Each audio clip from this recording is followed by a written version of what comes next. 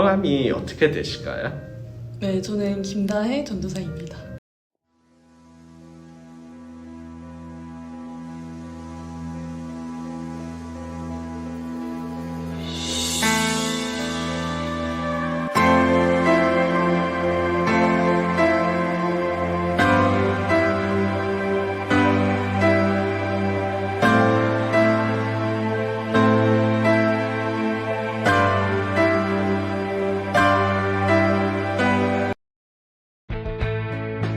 저는 91년생이고 이제 그때 교회를 다녔었는데, 그때는 지금이랑 조금 다르게 주일이면 무조건 교회에 가야 됐었고, 그게 약간 선택이라기보다는 그냥 당연히 가야 되는 그런 분위기였고, 또 가지 않으면은 굉장히 큰 잘못을 하는 것처럼 혼나는 그런 분위기였는데, 그래도 되게 감사한 거는 그때 약간 습관처럼 교회 가는 게 훈련이 좀 돼서 되게 지금도 많이 도움이 되는 부분이 있는 것 같습니다.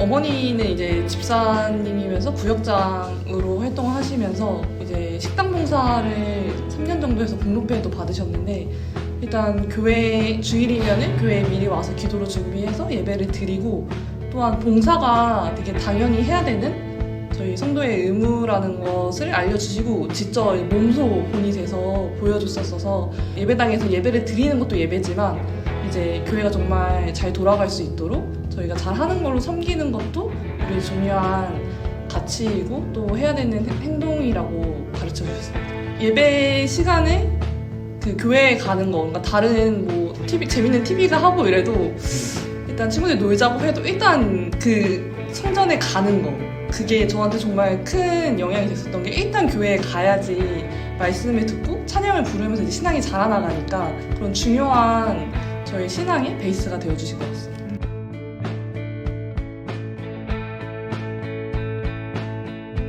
사실 제가 그 한참 교회 다닐 때 그 TV에서 서프라이즈를 했었는데, 근데 그게 처음 시작이 되게 이렇게 결말이 궁금해지도록 다양한 이제 예고들이 이렇게 나오는데, 그때 정말 너무 그 다음이 궁금해서 사실 보다가 교회를 못 간 적도 몇 번 있긴 하는데, 그래서 그때 뭔가 주일 아침에 조금 더 늦잠을 자면서 아니면 누워서 편안하게 TV 프로그램 보는 거는 조금 어떻게 보면 선택을 못하고 좀 포기한 부분인 것 같습니다.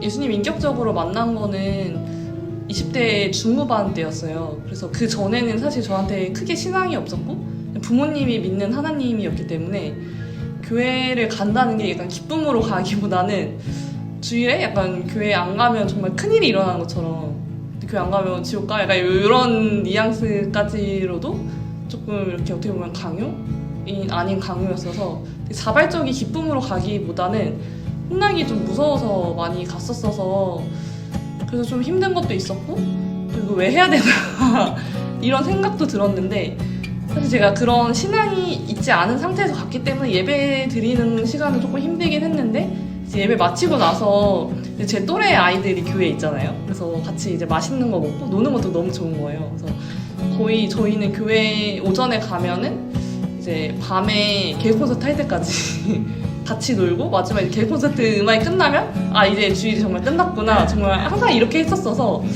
그 노는 시간은 굉장히 좋았던 것 같아요.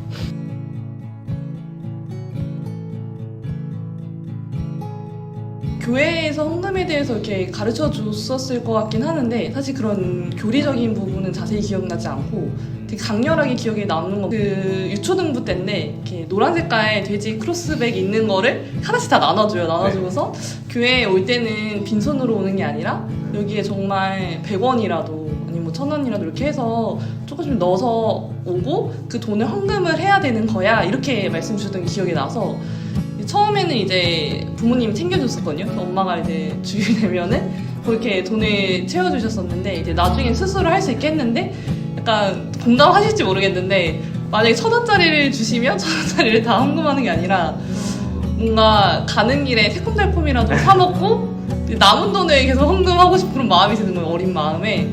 왜냐면 아침에 일찍 일어나면 빈속에 이제 교회를 갈 때도 많은데 약간 배고프고 이런 게 있으니까 그래서 현금을 약간 쪼개서 먹고 싶은 걸 사고 나머지를 현금했던 기억이 있어요.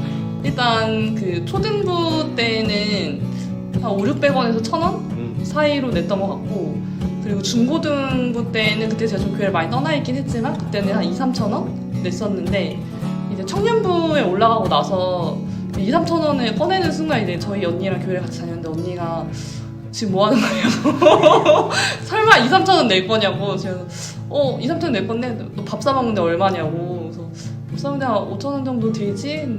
근데 예배 드리는데 2~3,000원 내냐고 하는데 뭔가 조금 언니 말에 설득이 된 거예요. 그래서 그 다음에는 이제 한 5,000원 정도로 이제 냈었는데, 아무래도 이렇게 따로 알바하거나 이런 게 아니라 용돈을 받아서 생활을 하다 보니까 그러다가도 좀 형편이 어려워지면은 이제 제 형편에 맞춰서 다시 뭐 1,000원, 2,000원, 평균 2~3,000원 낸 것 같아요.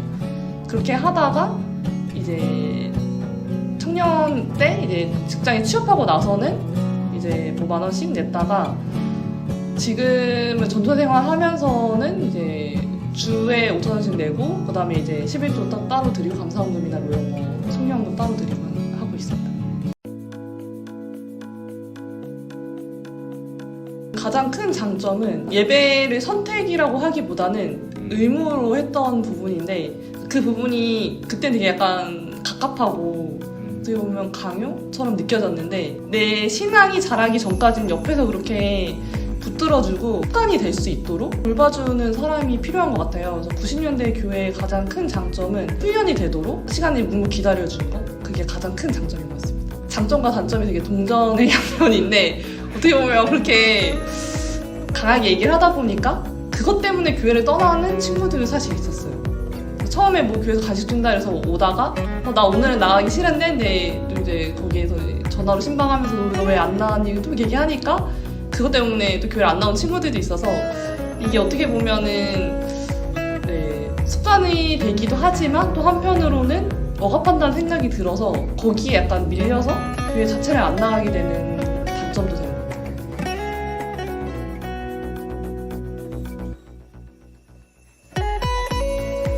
굉장히 어려운 문제인데, 사실 저는 너무 이렇게 억압받은 세대여가지고 지금 제가 그 사역을 할 때는 조금 더 자율성 부분에 처음에는 초점을 맞췄었어요. 그러니까 교회를 안 나오더라고요. 그래서 온갖 핑계를 대고 안 나오는 거 보고 나서 균형이 중요하다는 생각이 들어서, 만약에 이 친구가 정말 몸살이 나서 저 교회 오려고 했는데 안 왔어요. 그래서 저한테 죄송하다고 얘기를 하면은, 저한테 죄송할 건 없긴 하지만 연락이 오면은 그때 이제 따뜻하게 품어줘요. 너가 정말 열심히 오려고 했는데 예배를 못 드렸구나, 다음 주에 같이 드리자, 이렇게 얘기를 하는데, 이제 그게 아니라 그냥 이 친구가 계속 교회에 안 나오고 그냥 세상에서 노는 게 좋아서 교회를 안 나오는 경우도 있거든요. 그럴 때는 한두 주는 눈 감아주는데 이제 3주째가 되면은 연락을 해요. 연락을 해서 근데 좀 안 본 지 오래된 것 같은데 보고 싶다. 그래서 이제 예배 같이 드리는 게 좋을 것 같다. 그래서 이제 타이르면서 이제 얘기를 하거든요. 그래서 이게 전적으로 자율성에 맡겨도 안 되는 것 같고, 너무 강압해도 안 되지만 그래도 어느 정도 함께 계속 같이 가자는 메시지를 전하면서 챙겨야 되는 것 같아요.